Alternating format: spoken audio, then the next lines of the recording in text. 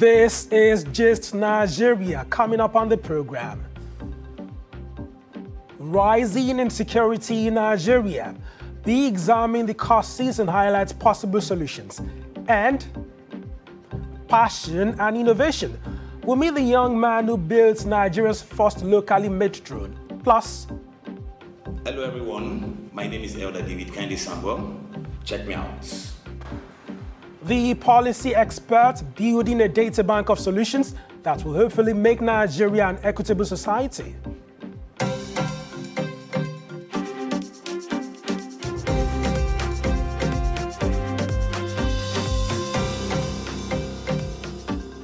Welcome to Gist Nigeria from the BBC and Channels TV, where we bring you the stories being discussed on social media. I am Wale Fakile, and today we are talking security.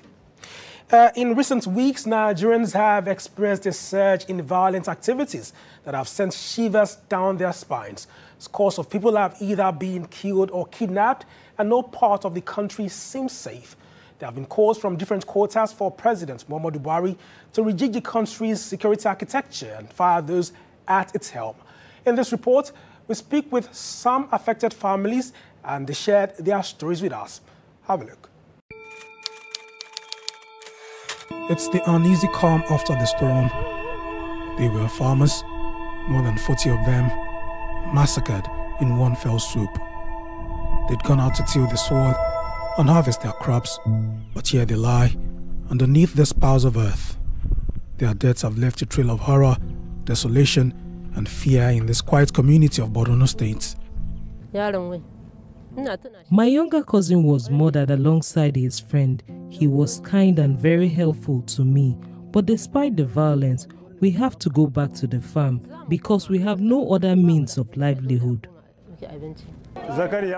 Zakaria, my relative, was one of those killed. It was one of our other relatives that told me, we need all the help we can get right now. Northeastern Nigeria, particularly Borno, has been the theater of the war on terror in the country. Boko Haram militants have killed thousands in the region in their bid to enforce a strict form of Islamic law. This latest attack has horrified and shocked Nigerians, causing a cocktail of hashtags to trend on social media. They meant purposely to kill these people. What they told us is that they met them in their apartments and then they gathered them individually to question a town, put them in a house, and then pick them one by one. They will call you. When you go out, then they will slaughter you. And then normally, since they did not use guns to shoot them, nobody has used guns to shoot them. So they cannot even run. We have to do a lot more local intelligence, which is, a lot more local intelligence. Some of the community policing efforts that we're trying to do, so that information is supplied faster, especially at the local level, and then reaction will then be possible. But it's a major tragedy. But terrorism is just one out of the many security challenges currently confronting Nigeria. Kidnapping for ransom, cultism, and armed robbery have all now assumed a new dimension of national emergency. In late November, a first-class monarch was killed by suspected kidnappers in Ondo State. The APC chairman in Nasarawa State, north-central Nigeria, was also killed by suspected kidnappers last month. In Lagos, the commercial nerve center of Nigeria, cases of robbery attacks and cult clashes have been on the upswing. This commercial taxi driver was recently caught in the crosshairs of these men of the underworld. He has asked us to protect his identity for fear of his own safety. I'm going to Akpongbo, but on getting to Udo, there's traffic. So on enter the traffic, I just say it in my passenger glass, which was broken. I don't know what they used to break. Maybe it's the hand or maybe it's stone or whatever. I don't know what. I just said beep. But I was so shocked. I don't even know what to do again. So the guy get access to inside the car and collect my belongings, to my 2 phones, my wallet. Shortly after the Zabamari attack, Chief of Army Staff Tukur Buratai stated that it may take the country another 20 years to win the war on terror. But experts say the country needn't wait that long. I think there are three things that the president could do. Number one, change the leadership of the military, and do that because they have the appropriate people in place that could take over from the current service chiefs. Number two, I also believe that the president should set up a presidential council of security experts who could give him good advice that is different from what the military are giving, but will complement what the military are giving. But more important, I think there is need for an implementation plan to be attached to the counter-terrorism strategy that was reviewed. For this former military officer, the spate of kidnappings, armed robbery and court clashes are pointers that the country's internal security apparatus needs urgent intervention. Government needs to declare state of emergency on all states that are experiencing one level of insecurity or the other. By so doing, it will be spelled out outrightly that this is what is happening in the state, and for this reason, government has declared state of emergency on this. And by so doing, we can outrightly go after these bad people. One of the primary functions of government anywhere in the world is securing the lives and property of citizens. But for residents of Zabamari and other parts of the country left exposed in this breach in security, this has not been the case. The question then is, are Nigerians all just sitting ducks? Wale Fakile, Gist Nigeria. Quite sad. Now, Borno State has been in the eye of the storm since 2009. Terrorism has dealt it a heavy blow. Thousands of people have been killed and many more have been displaced. Before the Zabamari massacre, the convoy of the governor of the state, Babagana Zulum, was attacked twice in 3 months, and the tale of bloodletting keeps flipping from page to page. So, how exactly is the state planning to secure its people? Gist Nigeria spoke with the governor. Have a listen.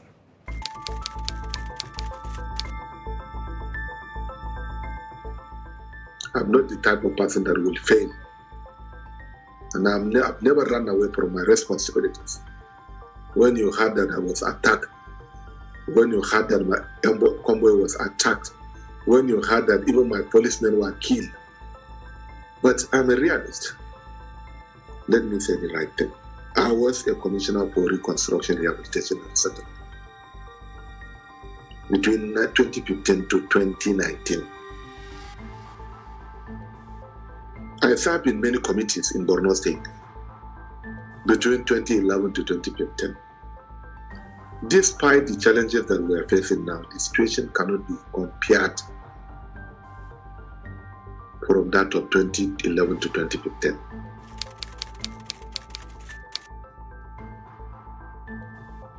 The Constitution of Nigeria, the issues of military and others, is the sole responsibility of the federal government.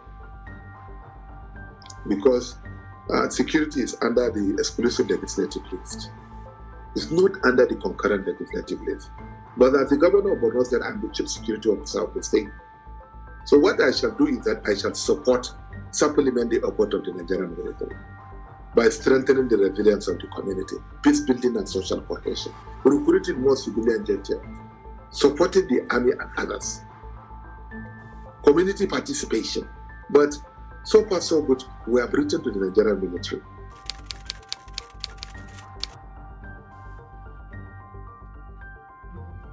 There is serious sabotage in the system. I said it before. When I was attacking Baga, I said there was a sabotage in the system.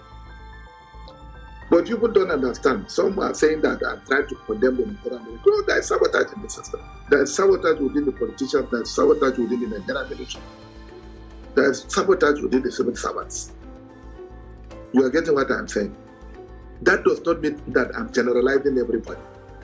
But for us to, there is corruption in the system also.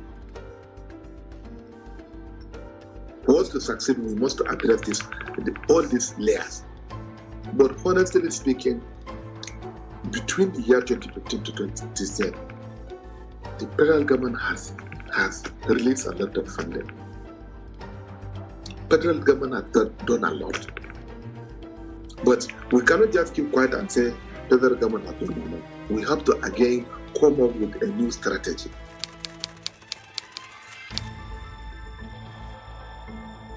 We want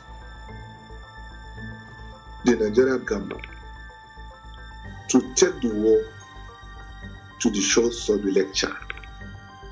We have three very important places in Nigeria, in Borno State, that is harboring the Boko Haram insurgents. In the shores of the Lake Chad, in Sambisa Game Reserve, and in Mandarahim. Unless we are able to displace these insurgents in these three locations, we shall never get rid of this problem. This is one problem. The second problem is that the total number of the numerical strength of the Nigerian military, of the Nigerian police, civil defense, and others working in the states is low. We need more men. We want federal government to recruit more. Then who should they recruit? Let them recruit our own youths that are very much conversant with the terrain. Then the number three is that whether we like it or not, the only option, the best option is for us to get coalition of some external body that will support us. All right, so that's what the Borno State government is doing to ensure safety of its residents. But what about the federal government? Gist Nigeria's Abayomi Adisa has spoken with the chairman, House of Representatives Committee on Defense, Honorable Jimmy Benson, for some answers. Have a look. Beyond just advisory role that you said that you're playing here, what more are you doing to actually convince your constituents that the government is making an effort to secure them? Because Nigerians are scared. Which is why we're putting forward the constitutional amendments. We're looking to create state police. State police, each governor will be in charge of the security within there. A lot of youth will be employed as well. It will bring sanity, it will bring peace. When there's peace, there's development. So we're looking at pushing that and ramping that up within the shortest possible time. We're looking at devolving powers, giving more powers to the state to be able to thrive, employ, create GDP, create wealth. Once there's employment, insecurity reduces. What happened in Lagos State is the last carnage that happened in Lagos State. It was a testing case. The governor was hapless. He couldn't run for help. He couldn't call for help without first going to Abuja. You understand? You heard the general say the other day that the governor cannot instruct them to do anything unless they get clearance from Abuja. So that is kind of federal structure we practice now. It's worked. Okay, so when you mentioned the issue of restructuring the federal system and, of course, now establishing state police, how long is this going to take? Because it's a debate that's been ongoing forever. What's the assurance that it's going to push through legislature this time? Yes, I think the Ninth Assembly has set forth its agenda, the Ninth Assembly agenda. I think it's online. One of the things we promised is restructuring. And as a matter of fact, our job has been made easier by the APC-led administration. We set up a committee headed by the Governor of Kaduna, El-Rufai. They made our work simple. The committee recommends state police, recommends fiscal federalism, restructuring, and all those things. So I think the time to do that is now. Do we have the willpower to do it? Yes. Do we have the fire in our belly? Yes. Do we have the leadership that can do it? Yes. The Right Honorable Femi Gbajabiamila talks, sleeps, wakes up, and talks about how he wants to quickly ramp up the restructuring of Nigeria. Thank you so much for your time. Okay. Honorable Jimmy Benson there. Meanwhile, President Muhammadu Buhari will be unveiling what his administration will be doing to curtail insecurity before a joint session of the National Assembly this week. So what's your assessment of the government's response to the rising insecurity across the country? Let us know on Twitter at Gist Nigeria TV. Still ahead here on Gist Nigeria, brought to you by the BBC and Channels TV.